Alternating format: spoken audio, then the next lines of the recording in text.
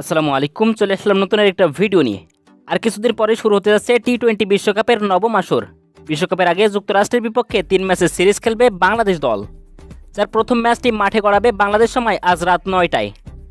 বিদেশের মাটিতে যখনই সিরিজ খেলতে যায় বাংলাদেশ, তখনই দেশের ক্রিকেট প্রেমীরা অধীর আগ্রহে বসে থাকে কিভাবে দেখা যাবে ম্যাচগুলি।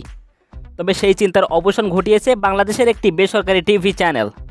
সম্প্রতি হিউস্টন পড়েছিল ঘূর্ণিঝড়ের কবলে।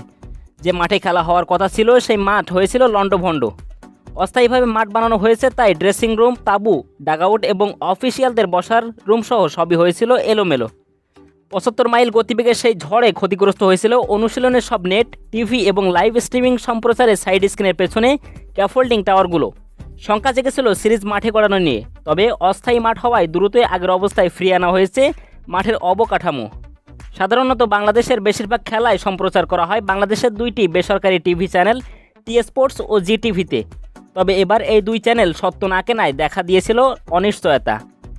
ভক্তদের জন্য সুখবর, এই পুরো সিরিজটি সরাসরি দেখাবে আরেকটি বেসরকারি টিভি চ্যানেল নাগরিক টিভি। শুধু টিভিতে নয়, অনলাইনেও দেখা যাবে এই সিরিজটি। নির্ধারিত ফি পরিশোধ করে খেলা দেখা যাবে ওটিটি প্ল্যাটফর্ম, টফির ওয়েবসাইট ও অ্যাপের মাধ্যমে।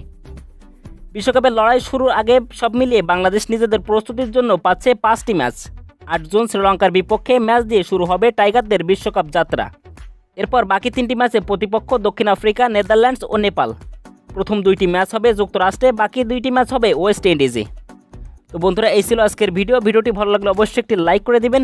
আর যুক্তরাষ্ট্রের বিপক্ষে কেমন পারফরমেন্স করবে বাংলাদেশ দল জানিয়ে দিন আপনার মূল্যবান মতামত কমেন্ট বক্সে।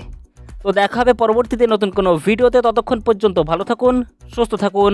আল্লাহ হাফেজ।